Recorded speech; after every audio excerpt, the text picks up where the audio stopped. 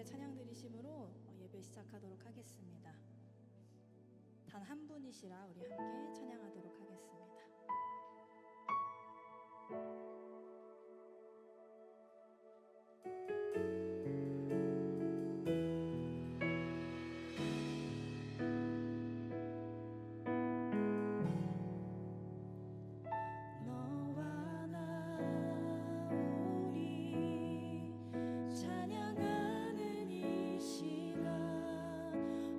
주님 한 분 바라보며 여기 모였네.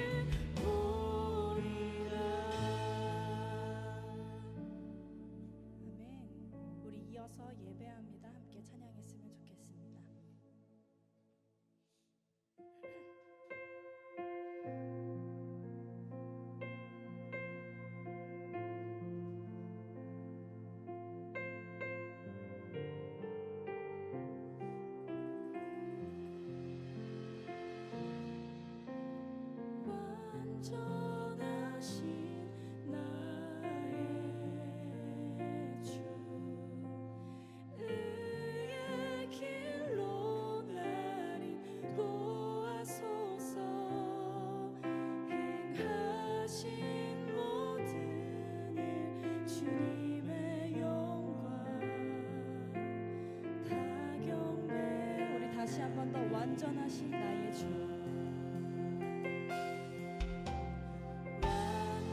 완전하신 나의 주 그의 길로 나를 인도하소서 행하신 모든 일 주님의 영광 다 경배합니다. 예배합니다. 찬양합니다. 주님만 날 다스리소서. 예배합니다. 찬양합니다. 주님 홀로 완전하신 나의 주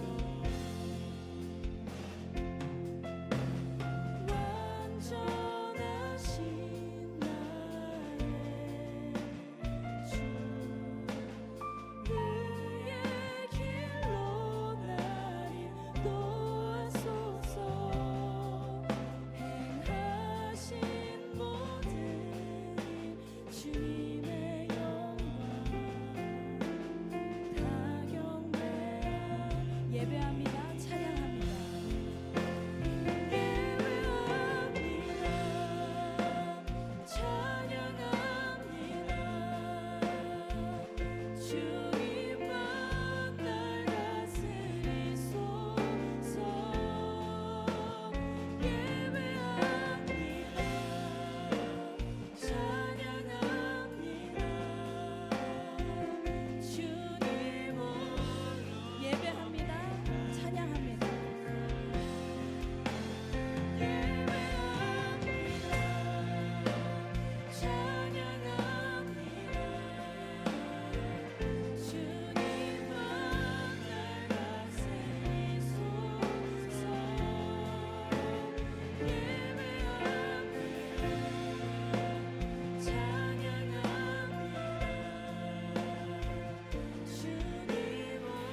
우리 마지막으로 찬양합시다. 예배합니다. 예배합니다. 찬양합니다. 주님만 날 다스리소서. 예배합니다. 찬양합니다. 주님 홀로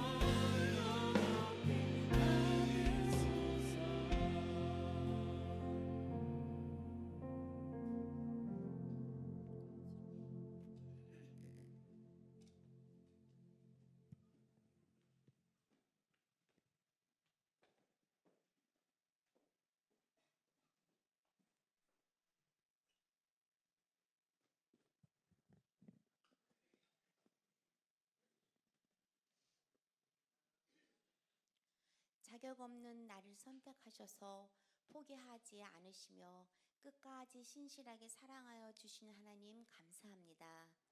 허물 많은 우리는 세상의 재물과 명예를 내려놓지 못하고 있음을 고백합니다. 복 주시는 하나님만 원하는 우리들을 긍휼히 여겨주세요. 열린 하늘을 보고 이 세상의 욕심에서 돌아서며 유일하신 하나님만 믿기를 원합니다. 하나님은 나를 돕는 이시며 주께서는 내 생명을 붙들어 주시는 이시니이다. 이렇게 다윗은 위기가 올 때마다 하나님 앞에 부르짖으며 기도하였습니다. 하지만 우리는 연약하여 위기가 올 때 옛 습관을 따라 원망하고 불평하며 무릎 꿇지 않을 때 있었습니다. 주님, 나 중심적 삶에서 철저히 십자가 중심, 예수님 중심 되게 도와주세요. 하나님의 도우심을 바라보며 온전히 순종했던 엘리야처럼, 모든 공급은 하나님이심을 경험했던 엘리야처럼 우리의 힘으로는 할 수 없음을 인정하고 무릎 꿇고 하나님께 모든 것을 맡기기 원합니다. 구원하고 회복시켜 주옵소서.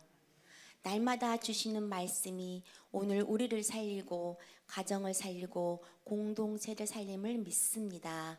예수님만 바라보며 살아가는 성령 충만한 인생 되게 붙잡아 주시기 원합니다.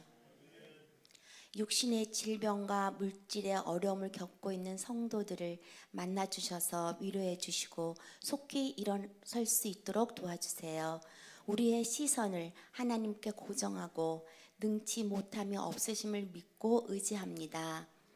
올해 하나님이 나의 방패 되시고 바위 되심을 고백하는 한 해 되기 원합니다. 하나님 앞에 나의 작은 소망을 말할지라도 하나님께서 하나님의 뜻으로 놀랍게 역사하심을 경험하는 한 해 되기를 소망합니다.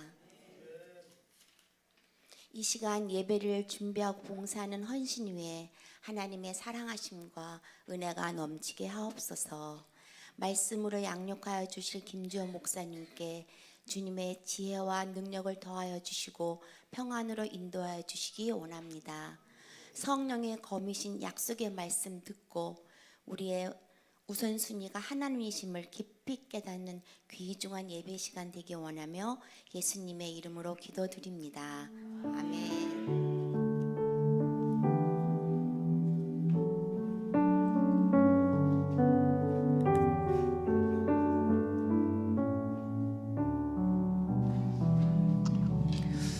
네, 광고 시간입니다. 우리 옆 사람하고 인사할까요? 사랑합니다. 존경합니다. 네, 어저께 우리 정혜영, 이마정 형제 자매 결혼식에 많이들 참석해 주셔서 정말 감사드립니다. 기도 요청란 보시면요, 혹시 예송이가 아직 오고 있죠. 예, 예송이가 이제 뉴질랜드 유학을 1년 동안 가게 됐습니다. 그래서 가기 전에 성도님들한테 인사하고 기도 받고 갔으면 좋겠어서 도착하면 잠깐 기도해 주는 시간 갖도록 하겠습니다. 우리 김정숙 권사님이 계속해서 1층에서 오랫동안 식당 봉사를 해주고 말없이 정말 섬겨주고 계시는데요. 권사님 허리와 오른쪽 다리가 많이 불편하셔서 의사는 수술을 권하고 있는데 이제 수술 없이도 치유를 좀 기대하고 있습니다. 그래서 여러분들이 함께 기도해 주시면 감사하겠습니다. 이따가 예송이 오면 같이 기도하는 시간 갖도록 하겠습니다. 우리 이숙희 권사님이 권유해 주셨고 또 주방봉사의 16분이 헌신해 주셨습니다. 자원해 주셨습니다. 너무 감사합니다. 우리 명단 소개하겠습니다. 2월부터 시작이고요. 2인 1조로 봉사해 주시겠습니다. 이숙희 정동순, 배경희 김상아, 김윤석 정란양, 최정현 정단우, 황준식 김현주, 이인영 온진이, 박윤순 이은채, 고재혁 김기부 집사님. 너무 감사합니다. 우리 박수로 감사합니다. 네, 우리 남자분들도 많이 또 자원해 주셔가지고 정말 감사합니다. 순장님이 변경이 됐습니다. 우리 김윤석 순에서 정단우 순으로 변경이 됐습니다. 김윤석 장로님이 20년 동안 오랜 기간 동안 우리 순을 위하여서 섬겨주셨는데요. 앞으로는 고문으로 계속해서 수고해 주시고요. 순명은 이제 정단우 순, 부순장은 최정현 집사님이 순을 맡아서 섬겨주시도록 하겠습니다. 2026년 남녀전도회 임원이 확정이 됐는데요. 주보 뒷면 보시면 조직표를 실어놨습니다. 확인해 보시고요. 혹시 누락된 분이 있으시면 잘못된 기입된 분이 있으면 김수진 사모에게 말씀해 주시면 수정하도록 하겠습니다. 앞으로 2026년 잘 부탁드리겠습니다. 제3 남녀전도회에서 우리 그리고 청년부에서 크리스마스 트리 오늘까지 정리 부탁드리겠습니다. 감사합니다. 올라오시면 본당 유리문 번호키가 지금 달렸는데요. 예전에는 열쇠로 계속 열다 보니까 1층 번호만 알면 불특정 다수가 아무나 올라와서 이제 본당에 사용이 가능했었는데 그러다 보니까 이제 집기라든지 이런 좀 분실 우려가 있어서 우리 교인들끼리만 본당 그 비밀번호를 다시 공유해서 본당을 사용하시는 게 좋을 것 같습니다. 1년에 한 번씩 열쇠를 분실을 하셔서 또 이렇게 열쇠가 없어서 문 열고 내려가시는 경우도 많이 있었습니다. 이제 혹시라도 잠겨 있으면 들어오셔서 아무 때나 이용이 가능하십니다. 연말 정산용 기부금 영수증 신청하시면요, 다음 주 25일부터 발행해 드리겠습니다. 침례교 총회에 신청을 했는데 한 3일에서 4일 정도 걸린다고 해서 다음 주부터 발행해 드리는 걸로 하도록 하겠습니다. 1, 2월 교회 행사 안내 보시면 필리핀 선교 2월 10일부터 2월 21일까지 필리핀 선교 위해서 기도 부탁드리겠습니다. 우리 예송이 앞으로 나와서 우리 잠깐 인사하고 기도하는 받는 시간 갖겠습니다.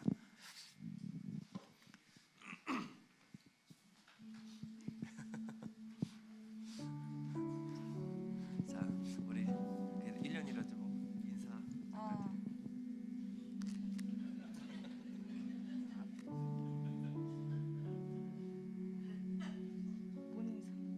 잘 다녀오겠습니다. 잘 다녀오겠습니다.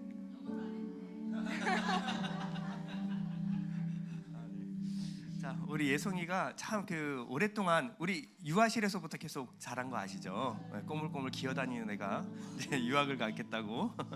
우리 뉴질랜드 1년입니다. 하지만 기간이 어떻게 될지 우리가 알 수 없는 거기 때문에 우리 잠시 우리 예송이 앞길 그리고 만나는 모든 사람 모든 일 가운데 하나님 함께 해주시도록 우리 잠시 기도해 주시고, 연이어서 우리 김종숙 권사님 허리와 오른쪽 다리를 위해서 같이 기도해 주시면 감사하겠습니다. 잠시 기도하겠습니다. 하나님 아버지 감사합니다. 우리 예송이 어릴 때부터 지금까지 우리 일교에서 자라서 함께 자라온 우리 한 가족입니다. 아버지 하나님, 뉴질랜드에 유학 가서 지내는 모든 시간 동안 주님 함께 해주시고, 아버지 일어나는 모든 일 그 앞길과 만나는 모든 사람마다 주님께서 간섭해 주심으로 좋은 사람 만나게 해주시고, 어떤 사고도 없이 정말 그 안에서 정말 신실하게 신앙생활하며 하나님을 섬길 수 있도록 주께서 허락해 주셔서, 우리 김정수 권사님 식탁에서 정말 말없이 오랜 시간 동안 봉사해 주시는 귀한 권사님이십니다. 아버지 하나님, 허리와 좀 오른쪽 다리로 인해서 주님 통증을 호소하고 있사오니 주님 우리 교회가 기도할 때 주님의 이런 능력이 일어나는 줄 믿사오니 깨끗하게 치유해 주시고 주님 다시 일어날 수 있도록 주께서 붙잡아 주시옵소서. 하나님 아버지 감사합니다. 우리 이예송 어릴 때부터 우리와 함께 자라온 한 예일교회 한 가족입니다. 멀리 뉴질랜드로 주님 유학을 떠나는 그 길 가운데 하나님께서 함께 해주시고, 또 그 앞길과 만나는 모든 사람 그리고 일어나는 모든 일 가운데 하나님께서 간섭하여 주심으로 말미암아 그 모든 일이 하나님이 함께 하시는 형통이 있게 하여 주시옵소서. 무엇보다도 하나님 그 마음 붙들어 주시고, 또 유학하는 모든 그 꿈을 키우는 가정 가운데 하나님 간섭하심으로 말미암아 하나님의 놀라운 비전들이 성취되는 것을 경험할 수 있도록 허락하여 주시옵소서. 우리 김정숙 권사님 말없이 정말 오랜 기간 동안 예일교회를 위하여 섬겨주시는 귀한 분이십니다. 정말 허리와 오른쪽 다리 통증을 호소하고 있습니다. 하나님 교회 기도할 때 주님께서 능력을 바라시는 줄 믿사오니 깨끗하게 치료해 주시고, 우리 수술 없이도 다시 일어나서 하나님을 위해서 또 건강하게 섬길 수 있도록 주께서 붙잡아 주시옵소서. 예수님의 이름으로 기도드립니다. 예성아 잘 다녀와라. 네, 예일 크레이즈 찬양 부탁드리겠습니다.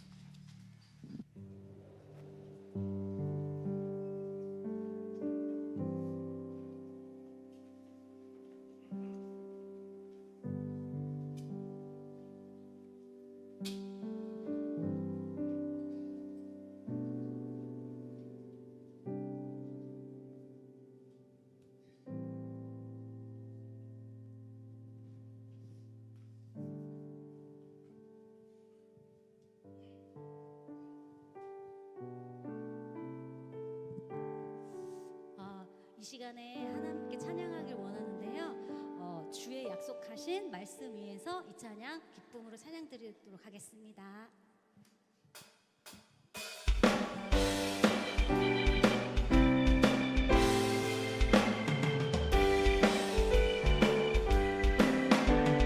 주의 약속하신 말씀 위에서 영원토록 주를 찬송하리라. 소리 높여 주께 영광 돌리며 약속 한 번 더 주의 약속하신 말씀 위에서 주의 약속하신 말씀 위에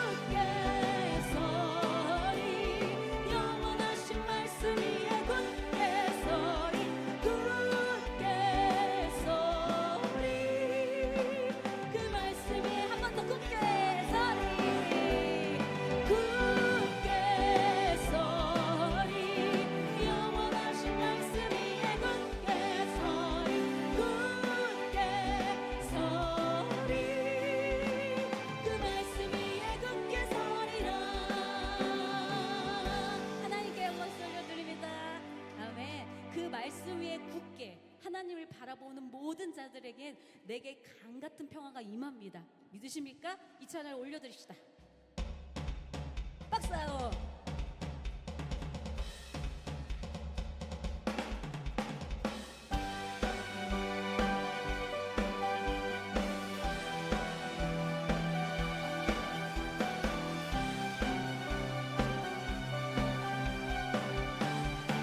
저 바다보다 저 바다보다도 더 넓고 저 산과 하늘보다 더 높은 주님의 은혜가 이곳에 가득해 살아계신 주 나의 하나님 언제나 넘치는 주의 사랑으로 내 안에 가득히 넘쳐 흐르네. 아멘. 내게 강 같은 평화, 내게 강 같은 평화, 내게 강 같은 평화가 넘치네. 내게 강 같은 평화, 내게 강 같은 평화, 내게 강 같은 평화가 넘치네. 박수!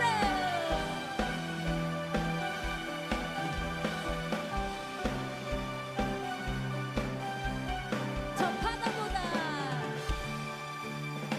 저 바다보다도 더 넓고 저 산과 하늘보다 더 높은 주님의 은혜가 이곳에 가득해 살아계신 주 나의 하나님 언제나 넘치는 주의 사랑으로 내 안에 가득히 넘쳐 흐르네. 내게 강 같은 평화, 내게 강 같은 평화, 내게 강 같은 평화가 넘치네. 내게 강 같은 평화, 내게 강 같은 평화, 내게 강 우리 목소리로만 내게 강 같은 평화 박수 치면서 목소리로 내게 같은 평화 내게 강 같은 평화 내게 강 같은 평화가 넘치네. 내게 강 같은 평화 아멘. 내게 바다 같은 사랑 넘치네. 내게 바다 같은 사랑, 내게 바다 같은 사랑, 내게 바다 같은 사랑이 넘치네. 내게 바다 같은 사랑, 내게 바다 같은 사랑, 내게 바다 같은 사랑이 넘치네. 하나님께 영광 올려서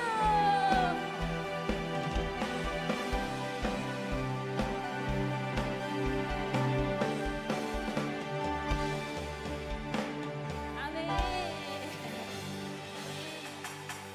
저는 올 한 해 여러분들 저의 에너지가 느껴지십니까? 그지요? 제가 근데 사실 감기 걸렸어요. 기침도 엄청 하고 몸도 상태가 안 좋아요.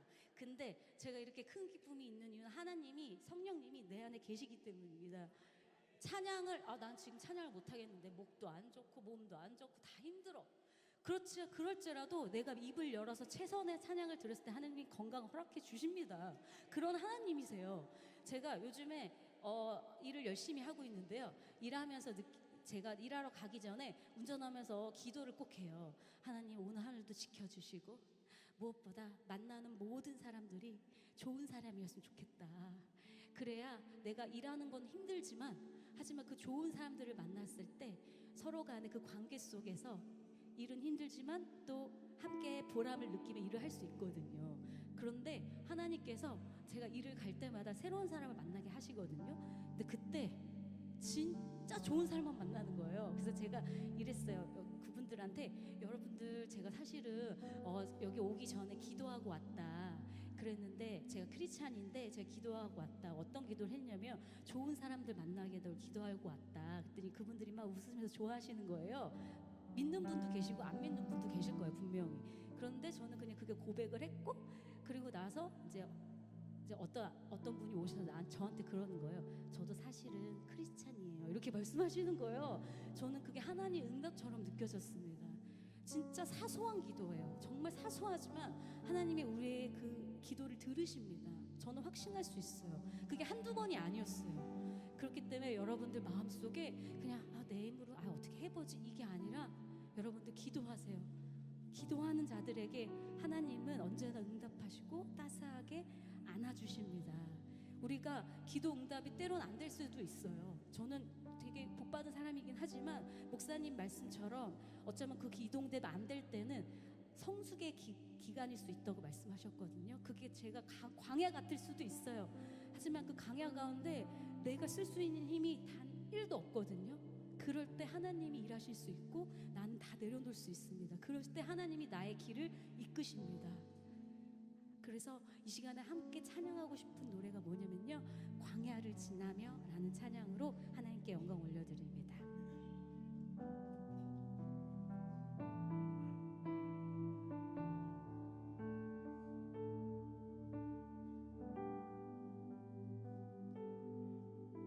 왜 나를 깊은 어둠 속에 홀로 두시는지, 어두운 밤은 왜 그리 길었는지, 나를 고독하게 나를 낮아지게 세상 어디도 기댈 곳이 없게 하셨네.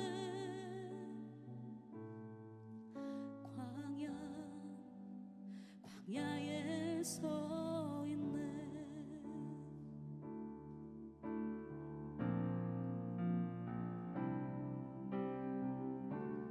주님만 내 도움이 되시고, 주님만 내 빛이 되시고, 주님만 내 친구 되시는 광야.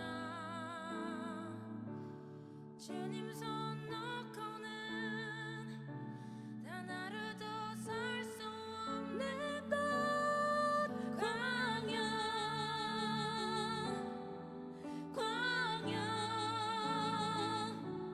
주께서 나를 사용하시려, 나를 더 정결케 하시려, 나를 택하여 보내신 그곳 광야.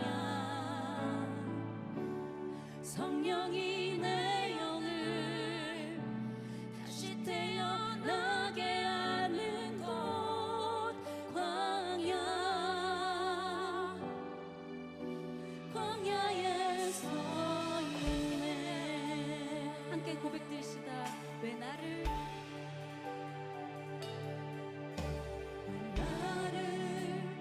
깊은 어둠 속에 홀로 드시는지, 어두운 밤은 왜 그리 길었는지, 나를 고독하게 나를 낮아지게 세상 어디도 기댈 곳이 없게 하셨네.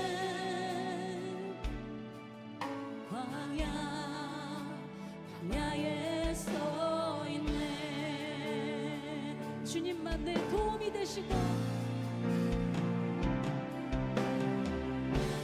주님만 내 도움이 되시고, 주님만 내 빛이 되시는, 주님만 내 친구 되시는 광야. 주님 손 놓고는 단 하루도 살 수 없는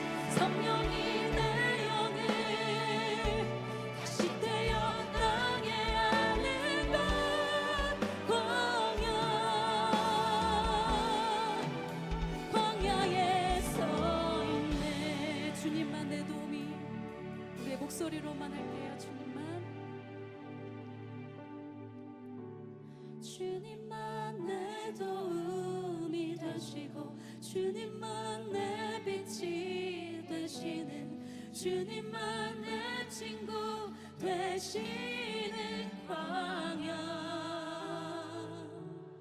주님 손 놓고는 단 하루도 살 수 없는 것 광야 광야 주께서 나를 사용하시려 나를 더 정결케 하시려 나를 택하여 보내신 그곳 광야 성령이 내 영을 다시 떼어나게 하는 것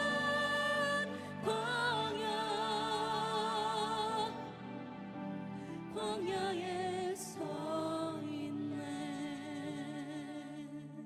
내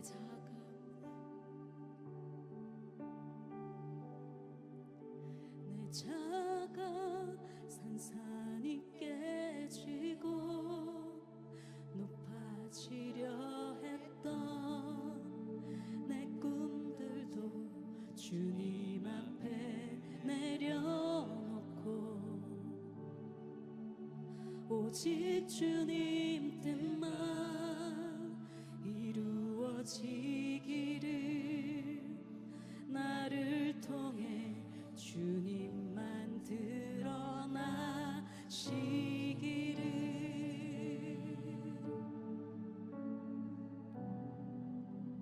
광야를 지나며 우리 하나님만 바라봅시다. 나의 아버지 되시는 나를 지으신 나를 창조하신 하나님께서 넘치도록 우리에게 힘을 부어 주십니다.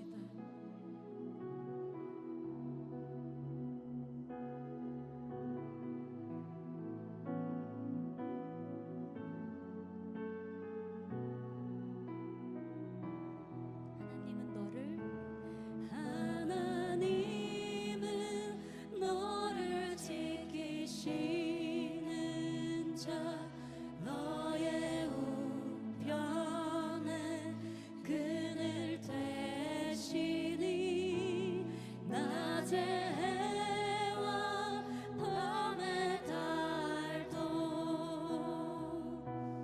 너를 잊지 못 여러분들만 고백드릴게요. 하나님은 너를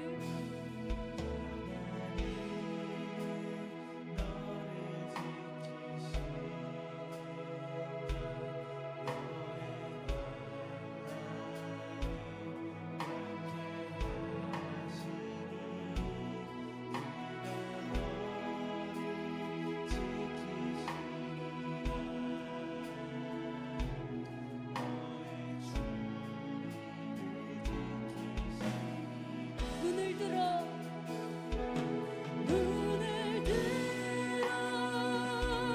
삶을 보아라 너의 도움 어디서 오나 천지지신 너를 만드신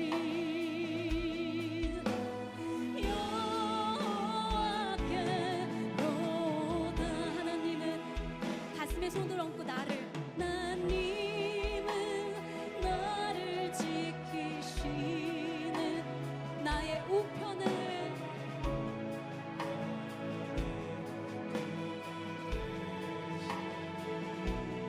낮의 해와 밤의 달도 나를 해치 못하리. 나를 해치 못 이제 옆에 사람들에게 축복했으면 하나님은 너를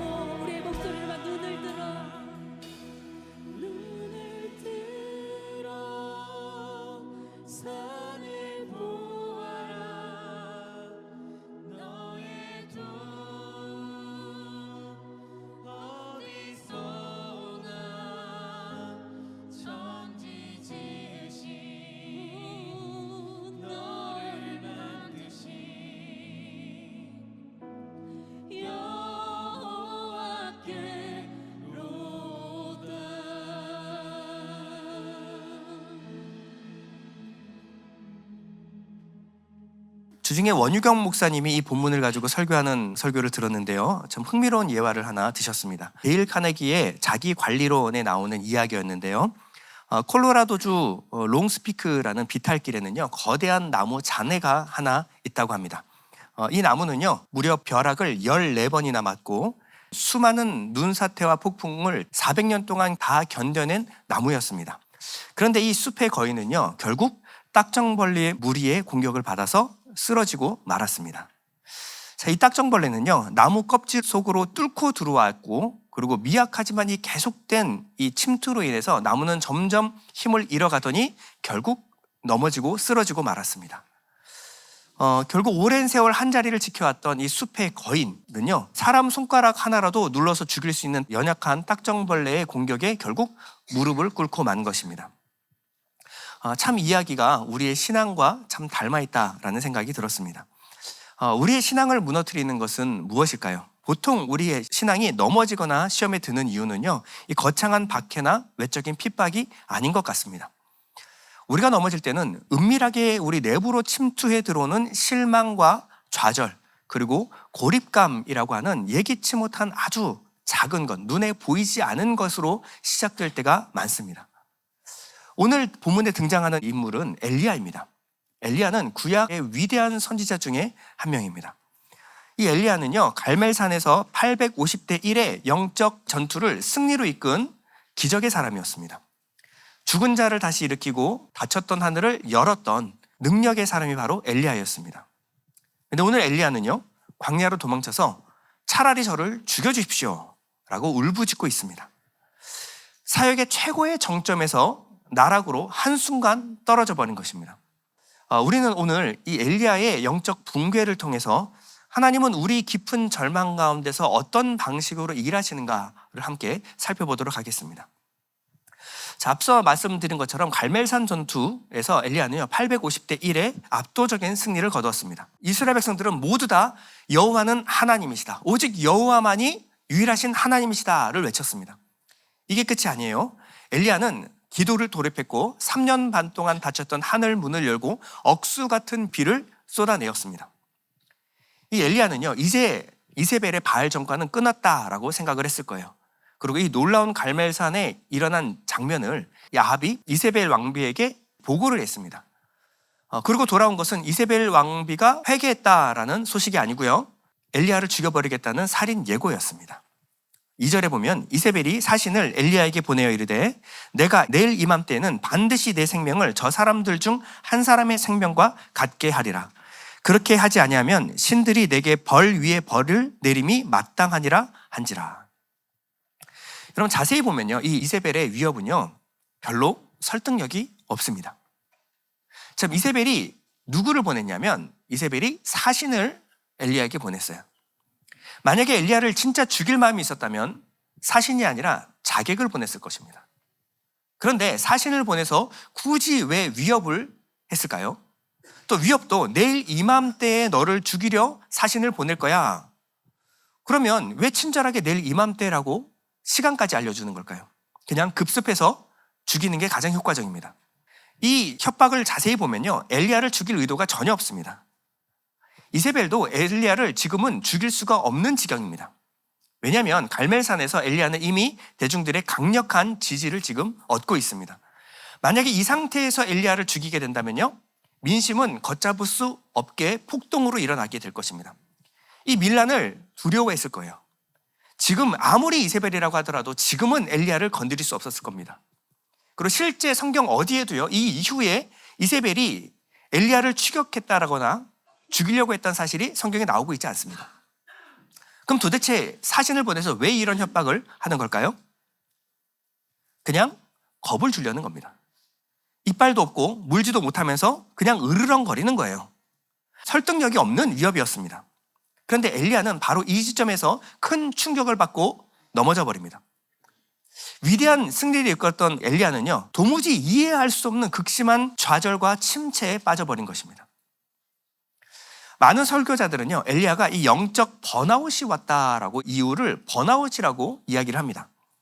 거대한 일을 성취한 뒤에 오는 어떤 허탈감, 에너지가 소진된 상태에서 오는 어떤 공허감, 이것이 밀려왔다. 뭐 이렇게 생각을 하는 거죠. 그것도 일리가 있는 말입니다. 그러나 엘리야의 이 영적 침체의 궁극적인 원인은요, 이세벨 때문도 아니었고요, 아합 때문도 아니었고, 이스라엘 백성도 아니었습니다. 엘리야 좌절의 원인은요, 바로 하나님이었습니다. 엘리야는 지금 하나님께 실망한 것입니다. 하나님이 역사하시는 이 방식에 대해서 엘리야는 크게 지금 오해해 버렸습니다. 하나님이 일하시는 방식, 엘리야가 걸었던 기대와 실제 현실 사이에 큰 괴리가 생겨버린 것입니다. 그를 절망시키고 실망시키는 것은요, 지금의 열심히 뛰었던 하나님의 놀라운 역사, 그러나 변하지 않는 현실 가운데 괴리감이었어요. 엘리야는 이스라엘의 회복이라는 이 필생의 사명을 위해서 자신의 모든 것을 건 사람입니다. 자신의 생명까지도 올인한 사람이었어요. 그런데 이세벨은 변하지 않았고 여전히 기세등등하게 엘리야를 위협하고 있습니다. 이스라엘 백성들은 하나님의 놀라운 역사를 봤음에도 불구하고 회개하고 돌아오지 않았어요. 아무것도 달라지지 않았습니다. 세상은 어제와 똑같아요. 엘리야는 생각했을 거예요. 이 반응은 뭘까? 이 현실은 뭐지? 아무 일도 없었던 것처럼 세상은 여전히 똑같이 돌아가고 있잖아. 내가 이 사실을 어떻게 받아들여야 되지? 그리고 하나님께 실망하기 시작했습니다. 하나님, 저는 제 생각대로 한 것이 하나도 없습니다. 하나님이 시키는 대로 저는 다 했습니다. 그러면 하나님이 계획하시고 하나님이 일하셨으면 이 일로 통해서 아합과 이세벨이 무너지고 이 정권이 교체가 되고 이스라엘 백성이 하나님께 회개하고 돌아와야 되는 거 아닐까요? 근데 하나님이 세우신 계획은 여전히 실망스럽습니다. 그럼 이세벨의 기세가 뭘까요? 이 상황이 뭡니까? 지금 벌어지고 있는 이 현실은 뭘까요?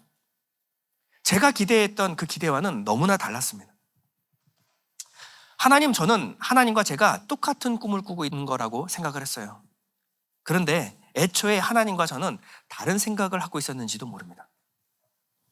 이 하나님의 계획과 역사에 대해서 엘리야의 이해가 상충되기 시작했어요. 하나님의 계획과 엘리야의 소망이 격렬하게 충돌하게 되었습니다. 엘리야는 결국은 하나님께 이렇게 하소연합니다. 하나님, 더 이상은 못하겠습니다. 이쯤에서 절 죽여주십시오. 4절에 보면 여호와여, 넉넉하오니 지금 내 생명을 거두시옵소서. 나는 내 조상들보다 낫지 못하니이다. 그 조상들, 믿음의 선배들이 일한 것으로 통해서 이스라엘은 회개하고 하나님께로 돌아왔어요. 사사기에 그런 일들이 끝없이 일어납니다. 그런데 엘리야는 하나님의 말씀에 전적으로 순종했음에도 불구하고 이스라엘 백성들은 회개하지도 않고 돌아오지도 않았어요. 그러고 나니까 엘리야는요, 지금 하나님께 실망했을 뿐만 아니라 지금까지 자기가 했던 사역, 나아가서 자기의 존재의 가치마저 부정당한 느낌이 들었습니다. 하나님, 나는 뭐 하는 사람입니까? 나는 하나님을 순종해서 여기까지 왔는데 하나님이 일하시는 것으로는 이스라엘 백성이 변하지 않았습니다. 오늘 본문은 우리에게 근본적인 질문 하나를 던지고 있는데요.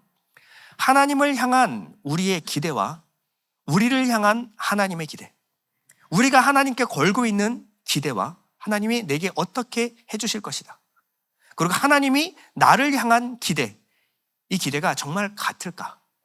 라는 질문입니다. 여러분 생각 한번 해보세요. 하늘에서 불이 떨어지는 광경을 보면서 영적 각성을 하는 사람들이 얼마나 많았습니까? 그 자리에서 이방 선지자를 잡으라! 엘리야가 명했을 때 많은 사람들이 850명 되는 바알과 아세라 선지자들을 잡아들였습니다. 그리고 그 자리에서 죽였어요. 이 사람들은 지금 엘리야의 편에 선 사람들입니다. 그런데 이 상황에서 지금 엘리야가 도망가면 그럼 그 사람은 도대체 누구를 믿고 이세벨과 싸워야 할까요? 지금 영적 지도자는 엘리야밖에 없습니다. 이것은 굉장히 무책임한 행동입니다. 3절에 보면 그가 이 형편을 보고 일어나 자기의 생명을 위해 도망했다. 지금 하나님의 선지자가 자기 목숨 하나 건지자고 도망갔다라고 성경은 말하고 있어요. 이 장면이 얼마나 한심하고 무책임한 행동입니까? 아무리 하나님께 실망했다라고 서니 지금은 개혁, 혁명이 일어날 수 있는 절호의 기회입니다. 근데 이 위협 하나에 엘리야는 지금 도망치고 있어요. 보통 이 한국의 아버지 같으면 이 엘리야에게 뭐라고 말씀할까요? 야 임마, 너 왜 거기 누워있어? 내가 너한테 못 해준 게 뭐 있냐? 너 하늘에서 불 내려 달라고 그래서 내가 불 내려줬지. 나 비 내려달라고 그래서 비 내려줬지. 야, 예고도 없이 네가 뛰는 바람에 너한테 달리는 그런 능력까지 내가 줬잖아. 내가 너한테 못 해준 게 뭐야? 해줄 거 다 해줬잖아. 근데 뭐가 이렇게 주저앉아 있어? 지금이 절호의 기회 아니야? 모든 것은 정신력이야. 할 수 있다 3번 복창하고 얼른 일어나. 뭐 이렇게 우리가 원래 전통적인 아버지 같으면 다그쳐서라도 야, 지금 네가 실망할 때가 아니잖아. 지금이 절호의 기회다. 근데 하나님은요, 엘리야와 동일하게 아무 말 없이 묵묵하게 엘리야를 바라보고 있습니다. 묵묵히 엘리야를 바라보고 있어요. 하나님과 엘리야 사이에는요, 침묵이 흐르고 있습니다. 근데 이 침묵은 싸늘한 냉기가 아니라 따뜻한 긍휼의 침묵이었어요. 마치 쓰러진 아들을 바라보는 어머니의 심정과 같이 하나님은 엘리야를 지금 바라보고 계십니다.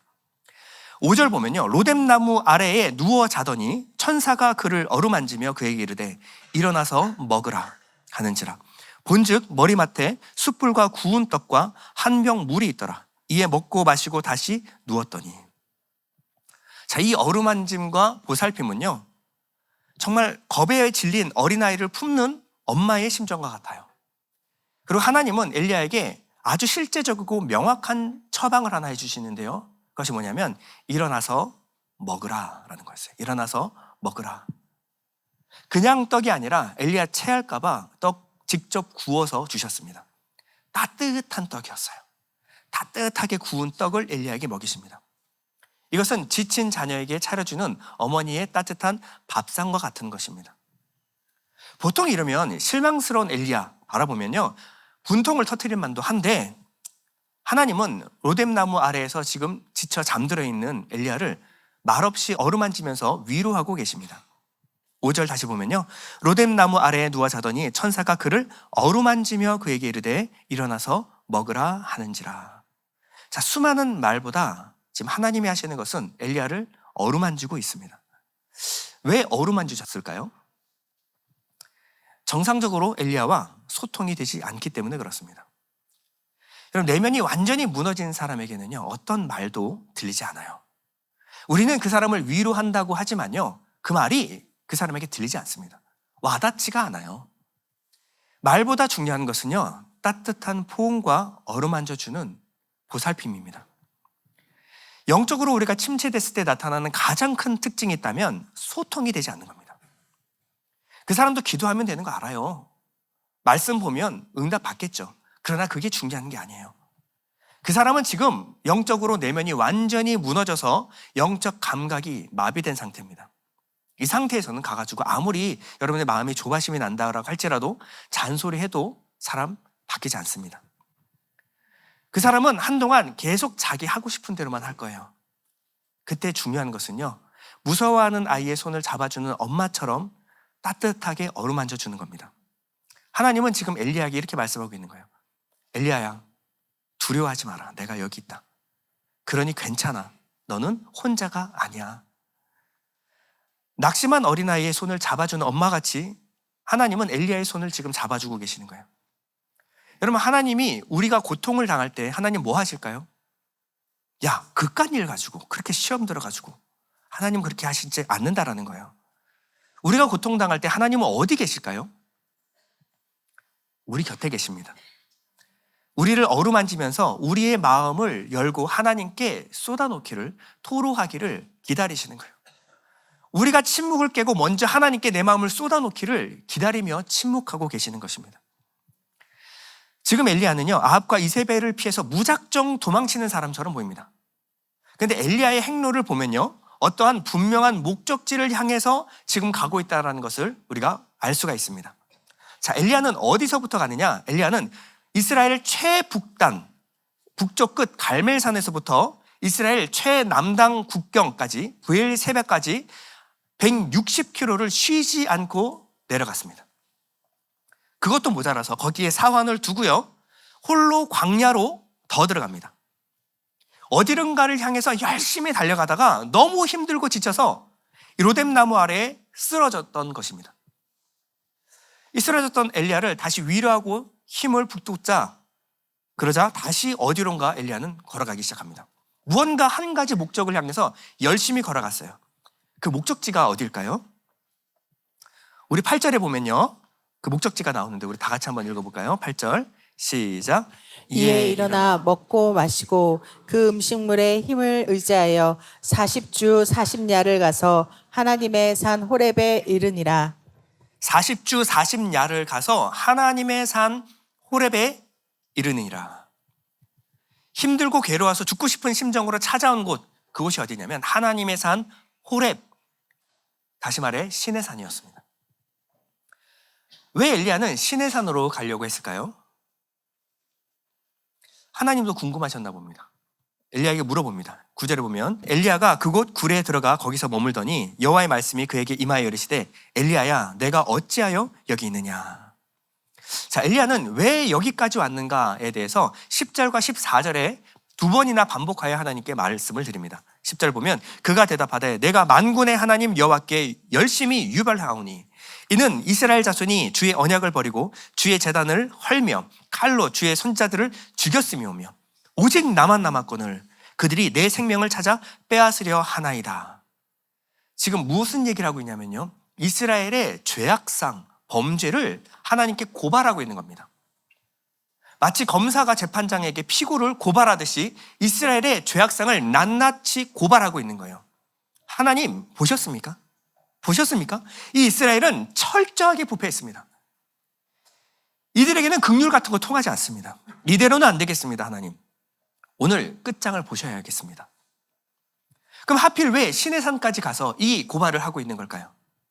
자, 신의 산은 이스라엘 백성들에게 아주 특별한 곳이기 때문에 그렇습니다. 신의 산은 하나님과 이스라엘 사이의 공적인 언약, 이 결혼 언약을 맺었던 곳이 바로 신의 산이었어요. 또한 신의 산 이 굴은요, 과거 모세가 하나님을 만났던 장소가 바로 이곳입니다. 자, 9절에 다시 보면요, 그곳 굴에 들어갔다. 자, 9절 엘리야가 그곳 굴에 들어가 거기서 머물더니, 즉 굴에 정관사 더가 붙었어요. 그 굴이라는 겁니다. 이 굴은요, 모세가 하나님을 만났던 그 흔적이 있는 굴, 그 굴을 찾아가 들어갔다라는 거예요. 여러분, 출애굽 백성들은요, 신의 산 앞에서 하나님과 언약을 맺었습니다. 그리고 모세가 그 언약을 확증하기 위해 돌판을 가지러 신의 산으로 올라간 그 사이 이스라엘 백성들은 이미 타락의 길을 걷고 있었어요. 서둘러서 내려와서 모세가 봤던 광경은요, 아주 지독한 우상 숭배의 장면이었습니다. 하나님께서 이 모습을 보고 얼마나 진노하셨든지 한순간에 이스라엘 백성 그냥 싹 다 쓸어버리고 다시 시작하자. 모세 너로 인해서 다시 시작하자 라고 하나님께서 말씀하셨어요. 그때 모세는요, 하나님께 고발하지 않고 애원하기 시작했습니다. 살려달라고 간청했습니다. 하나님, 이스라엘 백성들을 단 한 번만 용서해 주십시오. 그렇지 않으면 저도 이스라엘 백성과 함께 죽겠습니다. 생명책에서 제 이름을 제하여 주십시오. 이 간청을 하나님께서 들으시고요, 이스라엘 백성들을 용서해 주셨어요. 그러고 난 뒤 모세는요, 하나님께 하나님의 영광을 보여달라고, 눈에 보이도록 보여달라고 간청하기 시작합니다.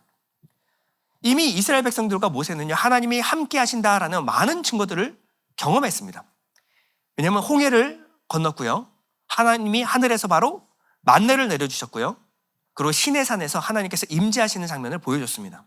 그런데 지금 모세는요, 이스라엘 백성 이 공동체가 무너질 위기 앞에서 한 번 더 한층 더 깊은 확증을 내게 주십시오라고 이 확증을 요구하고 있는 겁니다. 하나님께서 모세에게 하신 것은요, 내게로 가까이 와라. 만약에 너가 내 얼굴을 본다면 여기서 살아남을 수 있는 사람은 단 한 사람도 없기 때문에 너는 나의 등을 보게 될 것이다. 내가 너를 바위 틈 은밀한 곳에 숨겨놓고 내 손을 덮어서 너를 보호할 것이다 라고 말씀하시는데요, 출애굽기 33장 21절에 보면 보라 내 곁에 한 장소가 있으니 너는 그 반석 위에 서라. 자, 우리는 반석이라고 번역을 됐지만 원어로 보면 동굴입니다. 그 동굴 안에 숨기시고 하나님께서 손으로 덮으셔서 모세의 생명을 보호하신 것입니다. 모세는 여기서 하나님의 등을 보았습니다. 처음 하나님과 언약을 맺으셨던 곳, 바로 이 시내 산에 하나님은요, 바람과 불과 지진으로 임재하셨습니다. 자, 출애굽기 19장 16절을 보면요, 셋째 날 아침에 우레와 번개와 빽빽한 구름이 산 위에 있고 나팔 소리가 매우 크게 들리니 진중에 있는 모든 백성이 다 떨더라. 모세가 하나님을 맞으려고 백성을 거느리고 진에서 나오매 그들이 산 기슭에 서 있는데 시내산에 연기가 자욱하니 하나님께서 불 가운데서 거기 강림하십니다. 그 연기가 온기가 막 연기같이 떠오르고 온 산이 크게 진동하며, 지진이에요. 나팔 소리가 점점 커질 때에 모세가 말한즉 하나님이 음성으로 대답하시더라. 자, 이 나팔 소리는요, 큰 소리를 말하는 거고 큰 바람 소리를 상징하는 것이 바로 나팔 소리입니다. 그럼 하나님은요, 바람과 지진과 불로 임하셨어요. 이 임하신 하나님은요, 첫 언약 율법을 주실 때 임하신 두려운 심판의 하나님이었습니다. 이것이 바로 엘리야가 호렙 시내산에 간 이유였습니다. 회개하지 않고 돌이키지 않는 이스라엘 향해서 엘리야는요, 하나님께 탄원하기 시작합니다. 시내산의 하나님, 심판의 하나님, 다시 한번 불과 바람과 지진으로 임하여 주십시오. 이전에 시내산에서 보여주셨던 강력하고 압도적인 방식으로 나타나셔서 이 악한 세대를 심판해 주십시오. 그 강력한 임재, 그 임재가 나타날 때 이스라엘 백성들은 무릎 꿇게 될 것입니다. 그 방법 아니면 이들은 완악해서 절대 무릎 꿇지 않을 것입니다. 이것이 엘리야의 기대였고 확신이었습니다. 그런데 하나님이 엘리야에게 주신 응답은요, 의외였습니다. 하나님은 엘리야에게 의외의 강경을 보여주십니다. 자, 먼저 하나님은요, 바람과 지진과 불을 일으키십니다. 자, 바람, 불, 지진, 이것은요, 하나님이 임재하실 때 나타나는 강력한 증거들입니다. 이것이 바로 엘리야가 요청했던 것이에요. 그런데 놀랍게도 하나님의 임재의 상징인 바람과 불과 지진 속에는 하나님이 계시지 않았다라고 성경은 말하고 있습니다. 11절 보면요, 여호와께서 이르시되 너는 나가서 여호와 앞에서 산에 서라 하시더니 여호와께서 지나가시는데, 여기까지 거의 모세와 똑같은 장면이죠. 여호와 앞에 크고 강한 바람이 산을 가르고 바위를 부수나 바람 가운데 여호와께서 계시지 아니하며, 자, 바람 후에 지진이 있으나 지진 가운데에도 여호와께서 계시지 아니하며, 또 지진 후에 불이 있으나 불 가운데에도 여호와께서 계시지 아니하더니. 자, 지금 바람과 지진과 불은 하나님의 임재의 상징입니다. 근데 이 현상은 있는데 그 가운데 하나님이 계시지 않는다. 독특한 광경이었어요. 이게 무슨 메시지일까요? 더 이상 바람과 불과 지진 같은 방식으로 나는 너희들에게 임하지 않을 것이다 라는 강력한 메시지였어요. 그럼 하나님은 어디에 계셨습니까? 12절에 보면 불 후에 세미한 소리가 있는지라. 엘리야가 듣고 겉옷으로 얼굴을 가리고 나가 굴 어귀에 섬에 소리가 그에게 임하여 이르시되 엘리야야 내가 어찌하여 여기 있느냐. 하나님은 세미한 음성 가운데 계셨어요. 그리고 세미한 음성으로 엘리야에게 임하여 말씀하셨습니다. 불과 지진과 바람으로 하나님이 임하시는 것이 아니라 세미한 소리로 엘리야에게 임하여 명확하게 말씀하셨어요. 이것은 아주 중요한 메시지입니다. 엘리야야, 네가 기대했던 방식, 즉 강한 바람과 지진과 불로 두려운 하나님으로 임하는 시대는 이제 끝낼 거야. 하나님은요, 새로운 방식과 새로운 시대를 지금 예고하고 계시는데요, 보이지 않는 세미한 음성, 세미한 소리로 사람의 내면을 바꾸는 그 시대를 내가 열 것이다 라고 엘리야에게 말씀하고 계십니다. 보이지 않는 세미한 말씀으로 우리 마음 가운데 임하는 것, 무엇이죠? 바로 성령 시대를 예고하는 것입니다. 산 위에 임하시는 것이 아니라 우리 마음속에 무엇으로 임하시냐? 세미한 소리로 임하신다라는 거예요. 하나님의 말씀은 이제 우리의 마음과 생각, 혼에 연합하여 일하신다라는 겁니다. 엘리야에게 말씀하십니다. 엘리야야, 불과 지진과 바람으로 그 심판의 하나님으로 두렵게 임하면 이스라엘 백성들이 그 자리에서 회개하고 돌아올 것 같니? 절대 그렇지 않아. 아무리 하나님이 놀라운 기적을 일으켜도 그 마음 중심이 썩어 있다면 그들은 절대 달라지지 않을 거야. 엘리야야, 이제는 내가 새로운 시대를 지금 열 거야. 바람과 불과 지진으로 임하는 시대가 아니라 세미한 음성, 하나님의 영, 성령으로 말씀하는 그 시대가 오게 될 것이다. 여러분, 예수님 오셨을 때 유대인들도요, 이것을 기대했습니다. 바람과 지진과 불로 임하는 하나님의 나라, 자신을 압제하고 있는 로마를 깨부술 수 있는 하나님의 강력한 임재, 그 임재를, 메시아를 통한 임재를 우리에게 보여주십시오. 근데 예수님의 말씀은요, 이해하기 힘든 말씀을 하십니다. 뭐라고 말씀하시냐면요, 하나님의 나라가 임하는데 보이지도 않는 겨자씨 같은 모습으로 말씀의 씨앗을 통하여 우리의 영혼 속에 심기는 방식으로 하나님의 나라는 임하게 될 것이다. 그리고 예수님께서는 십자가 사역을 통하여 성령을 우리에게 베푸심으로 말미암아 이 일을 우리에게 직접 행하셨습니다. 각 믿는 사람에게 성령이 들어오신 거예요. 그리고 이 성령께서 정말 눈에 보이지 않지만 세미한 음성으로 이 모든 사람들을 지금 통치하고 계십니다. 바람과 불과 지진으로는 절대 할 수 없는 일, 뭐죠? 바로 우리의 마음을 다스리시고 변화시키는 일. 이것은요, 오직 성령으로만 가능한 일입니다. 갈멜산에서 엘리야가 한 기도가 뭐였을까요? 엘리야의 기도. 18장 37절에 보면 여호와여 내게 응답하옵소서, 내게 응답하옵소서. 이 백성이 주 여호와는 하나님이신 것과 주는 그들의 마음을 되돌이키심을 알게 하옵소서. 하나님은 엘리야의 기도를 들으시고 응답하셨습니다.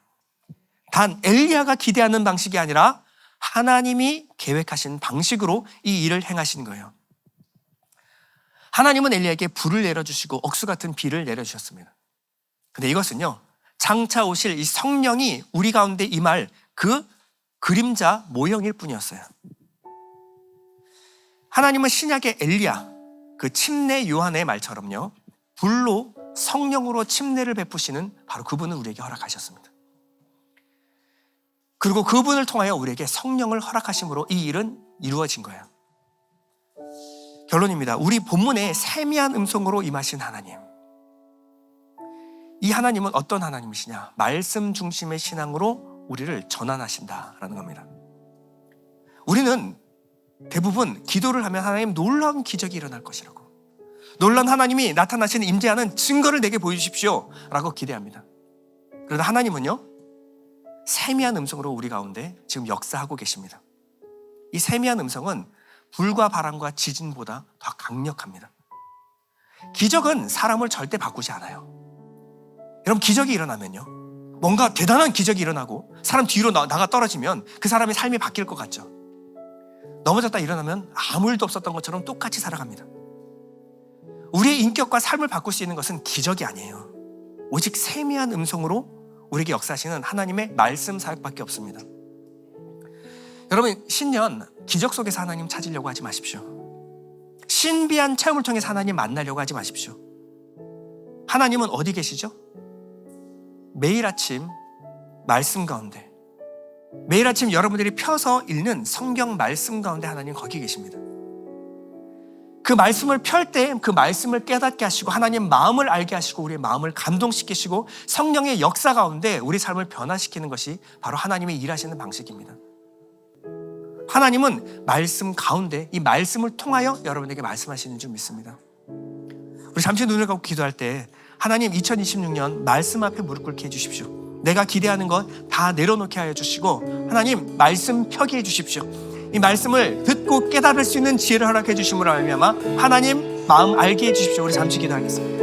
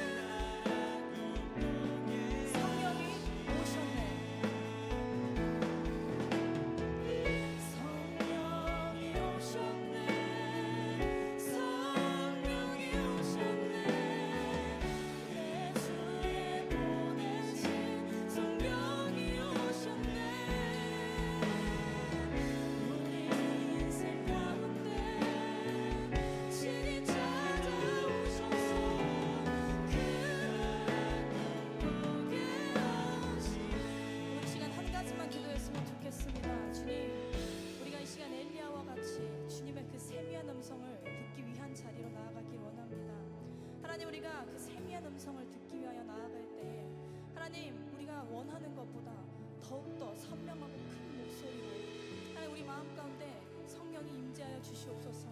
하나님 우리가 다시 일어설 수 있도록 아버지 우리의 마음을 정말 회복시켜 달라고 우리 이 시간 함께 통성으로 기도했으면 좋겠습니다. 주님 감사합니다. 우리의 삶 가운데 정말 주님이 주시는 그 성령으로 인하여 아버지 우리가 다시 일어서기 원합니다. 하나님 우리가 힘들 때 나아가는 곳이 어디입니까? 하나님 우리가 정말 주님의 세미한 음성을 듣기 위해 아버지 그 동굴로 아버지 우리가 들어가길 간절히 소원하며 나아갑니다. 아버지 정말 우리의 마음에 어떠한 것이 필요합니까? 아버지 정말 주님께서 말씀하시는 그 세미한 음성인 줄 믿습니다. 하나님 우리의 뜻과 우리의 마음의 생각과 다를 수 있지만 주님께서 우리를 가장 잘 아시오니 하나님 우리의 삶을 주장하고 계신 아버지 주님의 음성을 듣기 위한 자리로 우리가 나아갈 수 있도록 우리의 삶을 붙잡아 주시옵소서.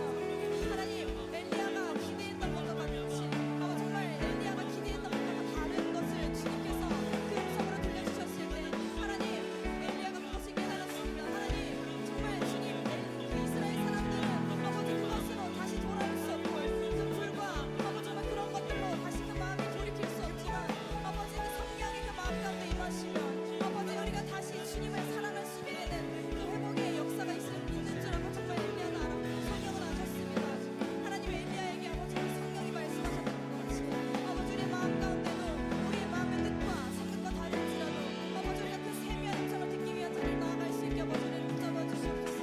하나님 우리의 삶 가운데 아버지 말씀 보는 연습 아버지 기도하는 연습 끊이지 않게 하게 하시고 아버지 그 세미한 음성이 우리 마음 가운데 울려 퍼질 때에 우리의 삶이 그것으로 지탱되고 아버지 우리의 삶이 그것으로 또한 나아갈 수 있게 되는 것을 아버지가 경험하는 성도들이 되기를 간절히 소원합니다. 아버지 성령이 우리에게 오셨음을 아버지 우리가 인지하고 살아갈 수 있도록 우리의 삶을 붙잡아 주시옵소서. 성령이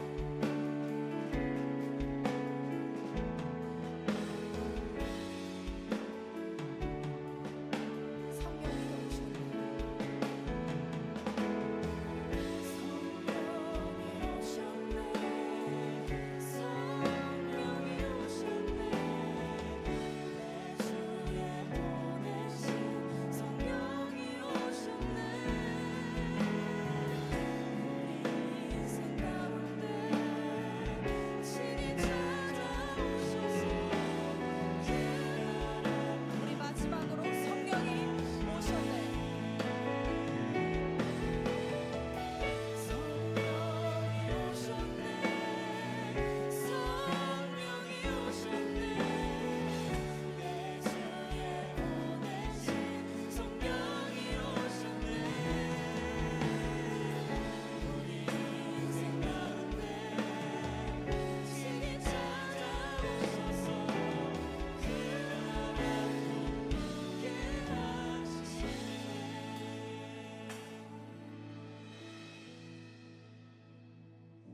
하나님 우리가 탈진하였을 때 우리를 따뜻한 떡과 물로 먹이시고 우리를 보호하심 아래 쉬게 하심에 너무나도 감사합니다.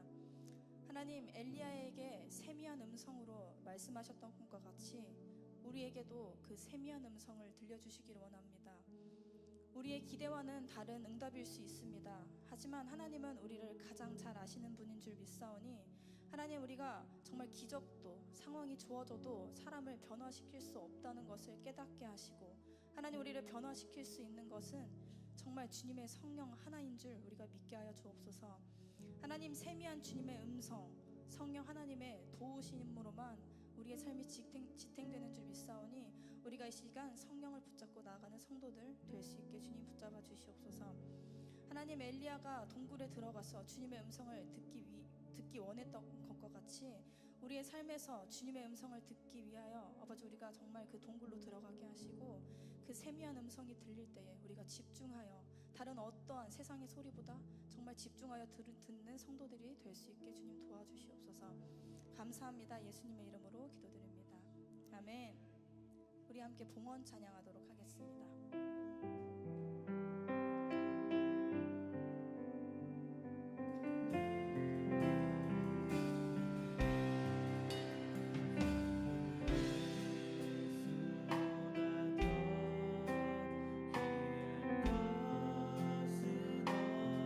것은 없네 이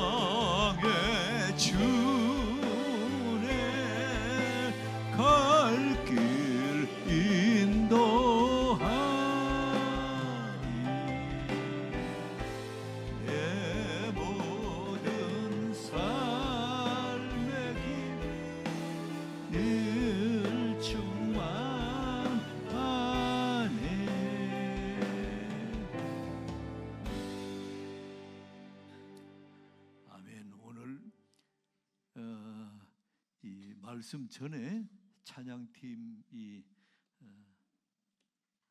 얼마나 은혜가 큰지 특별히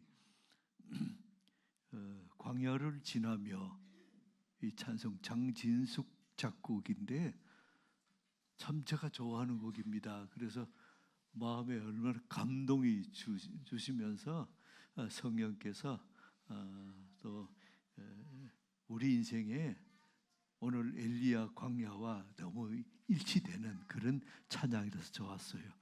우리 수고한 찬양팀들 한 번 더 박수해 줍시다. 네.